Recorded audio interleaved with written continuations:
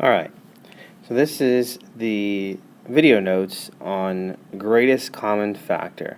Now, this is not your greatest common factor that you're probably used to, something I may have learned in grade school or even middle school. To understand when we go into the next unit of factoring, one of the very, very important and basic skills is knowing how to find the greatest common factor, and not just with numbers, but also letters as well. So in this set of notes, this short set of notes here, we're going to go over how to find the greatest common factor. Now, just as a review of what the greatest common factor is, greatest common factor is the largest number that goes into let's say a largest number that goes into a term. So a largest number that goes into a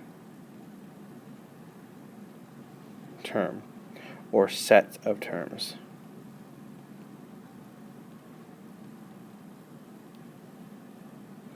So what that means is, you're trying to find, just like when we were doing the simplifying radicals, you were trying to find the greatest number that went into your radical. Here you're trying to find the largest number that goes into a term or a set of terms. So as we look at the example, we're going to start off with numbers, because numbers, you guys know, numbers are easy. So to find the greatest common factor of 36 and 90, you may know off the top of your head, but you may not know off the top of your head. And so if you don't know what the greatest common factor is, the best solution is to actually just write out the factors. So I'm going to zoom in. We're going to list everything that goes into 36 and then everything that goes into 90. Whatever the greatest common factor in both of them is our greatest common factor. So when we look at 36, all the numbers that go into 36, what I like to do is just divide by 1, divide by 2, divide by 3, divide by 4, divide by 5, and then keep going until my numbers meet in the middle. When I divide by 1, let's see here. When I divide by 1, I get 36. When I divide by 2, I get, now you only write these if it goes into it evenly. So when I divide by 2, I get 18. Notice how the numbers will start to get closer and closer together. When I divide by 3, I get 12. So the numbers are getting closer. When I divide by 4, I get 9. As you can see, we started out 1 and 36 very far apart, but as we go through, the numbers will get closer and closer together. Now the last one is 6 goes into it 6 times. Now I don't need to write, the 6 again. But once your numbers match up, they get close together, then you're done. So those are all my factors of 36. Now when I do 90, okay, 1 goes into it 90 times.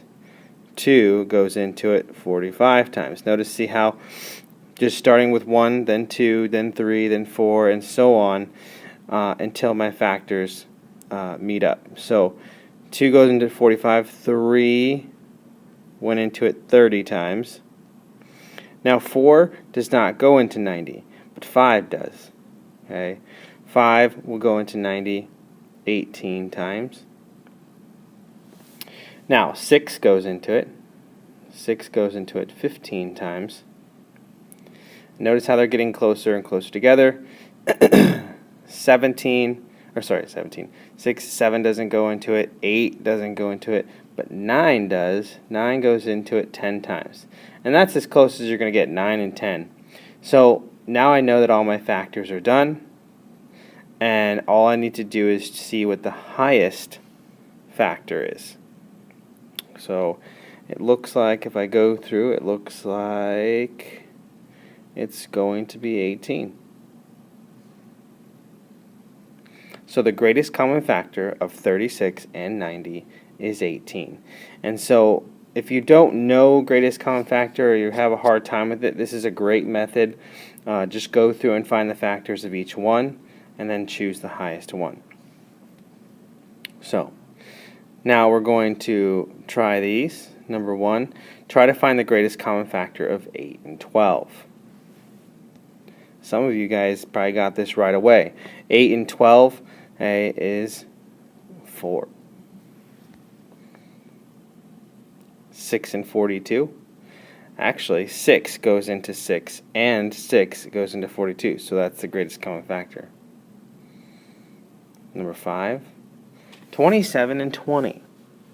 Now, this one's a little bit tough because there's not a lot of things that go into each one. So let's say I don't know. I don't know the greatest common factor. I need to figure this out. So what goes into 27? Well, 1 goes into it 27 times. And actually, let's write it a different way, because this is going to become important later. 1, 27. 2 does not go into it. 3 goes into it 9 times. Are there any other things that go into 27? In this case, no. So now I move to 20. 1 times 20. 2 times 10. 4 times 5. And you'll notice that other than 1, there is no greatest common factor, because 1 goes into everything. So if all else fails, your greatest common factor is just going to be 1. That's it. Greatest common factor is 1. There's nothing else that's common that goes into both numbers.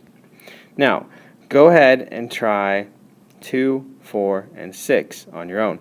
Pause the video and then hit play when you're ready to check your answers. Okay, so there's the answer to the first one. Should have been 5. Number 4, greatest common factor is 9. And for 6, the greatest common factor is 15. Now, we're not here to teach you how to do the greatest common factor with numbers. That would be too easy, and plus you've already learned it. So let's move on to the real stuff here. Now, the greatest common factor of 36 x to the third y and 90 x squared y3. Now, greatest common factor doesn't change with your numbers. So when we have two terms that look like this, we first look at our numbers and do those first. And we do those just like we did the numbers on the previous page. Now, luckily, we've already found the greatest common factor of 36 and 90. We did that on the previous page. If you remember, if you scroll up and look at the previous page, we found that 18 was the greatest common factor of 36 and 90. So when we go to write that, 18 comes first. Okay, and then we do our variables. Now, here's a little trick with your variables. You want to see what the greatest common factor is, but what you're really doing is how many x's can you take away from each term, and how many y's can you take away from each term. Now, think of the exponents here as dollars. So x has $3, y has $1. Over here, x has $2 and y has $3. When we deal with our x's, you have to think about, here's x to the third and x squared. Think about, if you were to collect money from these x's, how much money could you take equally from both terms? Okay, how many, so this is $3 and this one has $2. What is the most amount of money that you can take from each term for x's? Okay, if you said 2, then you are correct.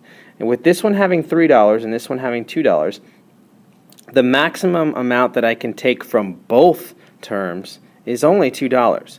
I can't take $3 because this one over here doesn't have $3 to take. Okay, so the maximum amount I can take of the x's is 2. So how you write that is just the x squared. Now, we do our y's. So now the y's. This is y to the 1. and y to the third. What's the most amount of y's that you could take from both terms? If you said 1, then you are correct. Why couldn't you take out 3? Okay. The reason you can't take out 3 is because this one over here doesn't have 3 to be taken. Okay. So all you're left with is just 1 here, 3 here. The most I can take from both of them is only 1. So y to the 1. Now, we have to write out our leftovers. And how we write our leftovers, we write them in a set of parentheses. Essentially, what you have done is divided out a common factor. Okay, so what you're going to do to write your leftovers is divide these terms by this. So the numbers are real easy. So if I'm going to go through and I'm going to write all my leftovers. So 36. To find what's left over, I do 36 divided by 18. 36 divided by 18 is 2.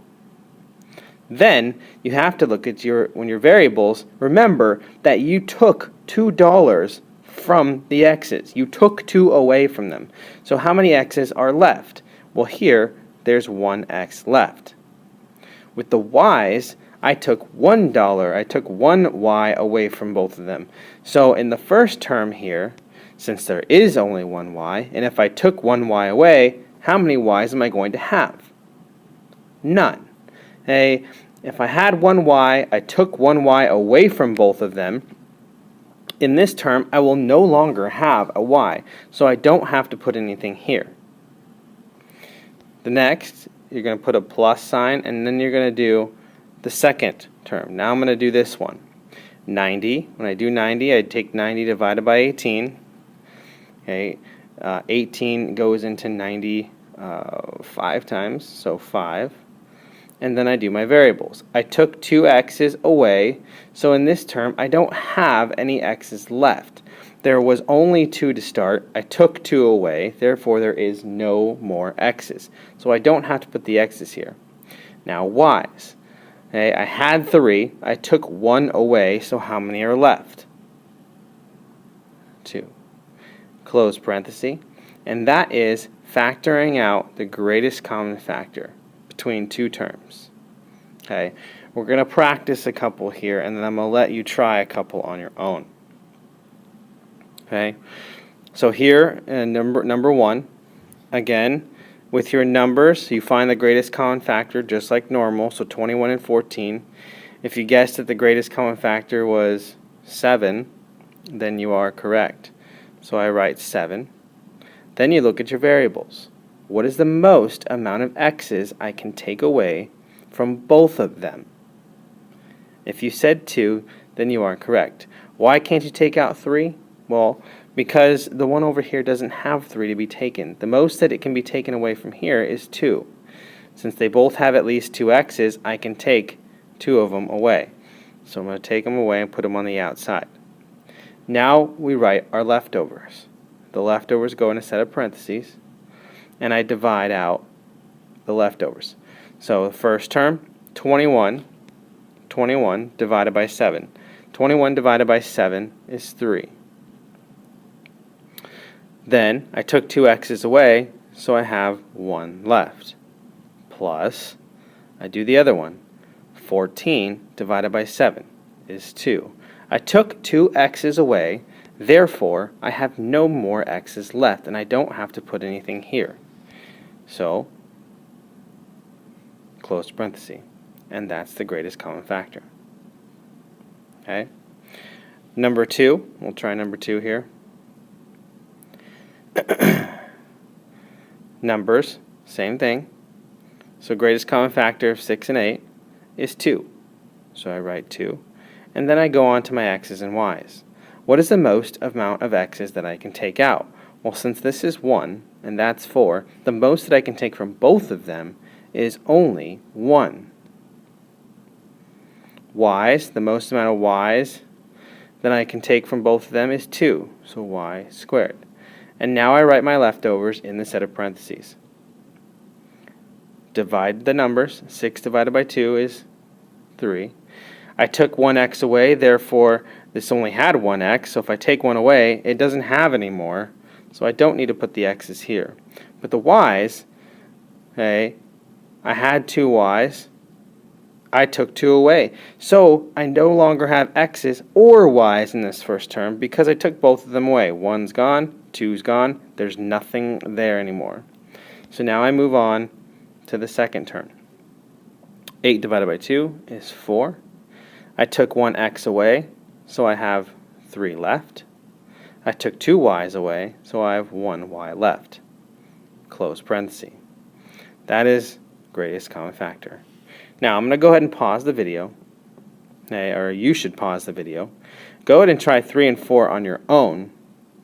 Hit play when you're ready to check your answers. Okay, so here's the answer to number 3. 5 was the greatest common factor of 35 and 25. So I pulled that out, divided it out. I could only take one p from both of those, one q, and one r. So when I go to write the leftovers, 35 divided by 5 is 7. The p I took away is no longer there. Neither is the r, because I took the one r away. All that's left is 1q. The second term, 25 divided by 5 is 5. I took a p away, so there's 2 left. There's no more q's since I took the q away. And r, with taking one away, there's still one r remaining. And so there's the greatest common factor of these two terms. Now, I wanted to show you number 4 just because when you notice that the numbers 3 and 7, what is the greatest common factor? Well, there really isn't one. So our kind of fallback, if there is no greatest common factor, is 1. So we do have to pull out a 1. Makes it pretty easy. The a's, I can take 2 a's away, and I can take 2 b's away. When I go to write the leftovers, well, 3 divided by 1 is 3. Took 2 a's away, so there's 1. But there's no longer any b's because I took both of them away. Plus 7 divided by 1 is 7. I took both a's away, so there's no more a's, but there is 1 b left over. Close parenthesis. And there's your answer. Alright, now let's move down to the real stuff here. Now, this is what we're really going to get into as we get into factoring. These are what your problems are going to realistically look like on a test or on a quiz. This is the kind of problems we're going to have to deal with. So now we have a set of 3 terms.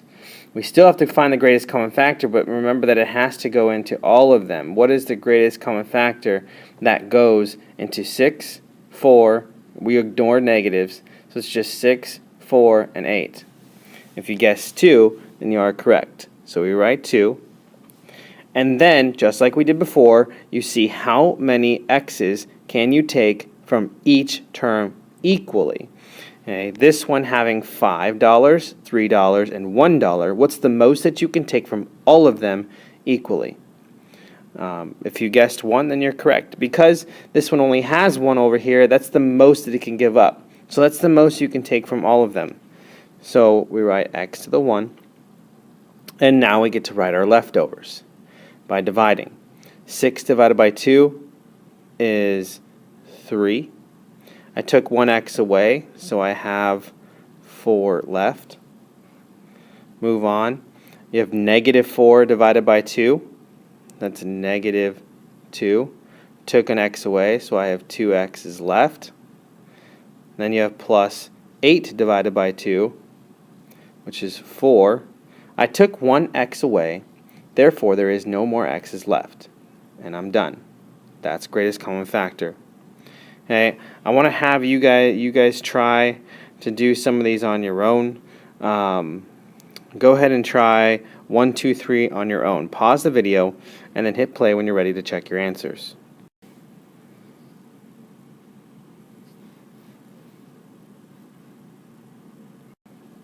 Okay, so there's your answers for 1, 2, and 3. Again, if you have questions, please let me know or message me on Canvas. How did you get these answers? But hopefully if you've been following along, that should make sense. Okay, now I want you, we're going to skip number 4. It's very similar. The only thing that you need to recognize with number 4 is that notice that these are not in standard form.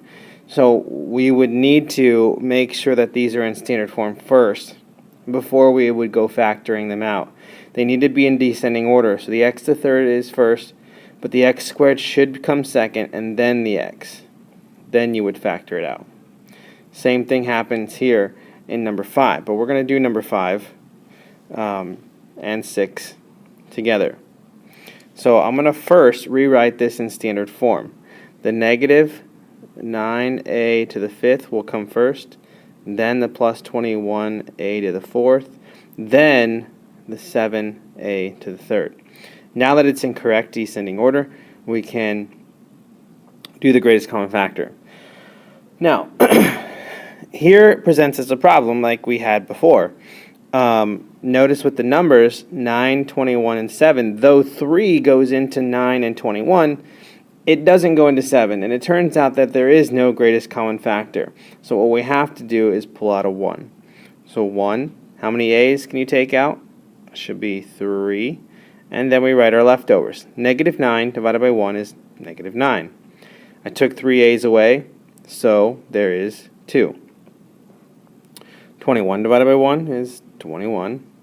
Took 3 a's away, so there's 1 a left. 7 divided by 1 is 7.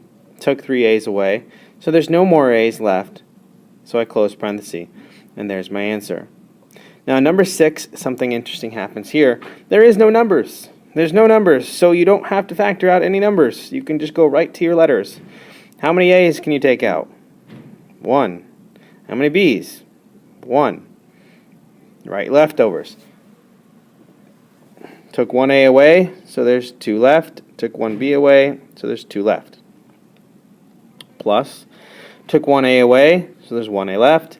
Took 1b away, so there's 1b left. Now here's where something interesting happens. Plus, if I took 1a away, there's no more a's.